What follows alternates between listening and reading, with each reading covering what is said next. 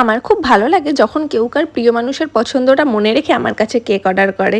তো নমস্কার, আমি অরিত্রা, আমি শ্যামনগর একটা ছোট্ট হোম বেকারি রান করে থাকি। তো এই যে অর্ডারটা, এইটার গল্পটাই তোমাদেরকে বলি। তো এক দিদি আমাকে একসময় এই কেকটার দাম জিজ্ঞাসা করেছিল, তো সেটা তার পছন্দ আমি বুঝতে পেরেছিলাম।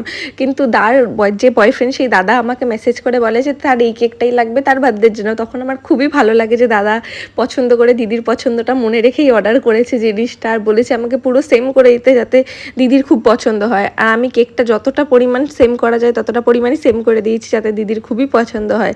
আর এই কেকটা কেন না খুবই প্রিটি দেখতে, খুবই, এই পুতুলটা কেকটার পুরো লুকটাকেই বদলে দিয়েছে। আর এই কেকটার ইনসাইড ফ্লেভারও দিদির পছন্দের ফ্লেভার হোয়াইট ফরেস্ট দিয়ে করে দেওয়া হয়েছিল।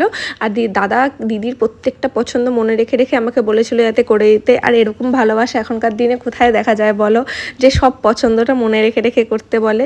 তো এই কেকটা কমপ্লিট হওয়ার পর কেন না আমার কাছে তো দেখতে খুবই সুন্দর লাগছিলো। আর তোমরা বিশ্বাস করবে না, সামনে থেকে কেকটা দেখতে আরও বেশি সুন্দর লাগছিলো, এই পেছনের পাখাটা, সামনের পুতুলটার জন্য, আর এই গ্লিটারি বলগুলো।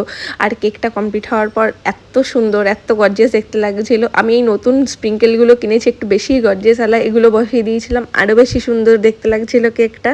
আর দাদা নিয়েছিল, দাদার তো খুবই পছন্দ হয়েছে, আমাকে খুব সুন্দর রিভিউ দিয়েছে, দিদিও দিয়েছে। তোমাদের কেমন লাগলো অবশ্যই জানিও, ভালো লাগলে ভিডিওটাকে লাইক আর চ্যানেলটাকে সাবস্ক্রাইব করে দিও। দেখা হবে নেক্সট ভিডিওতে।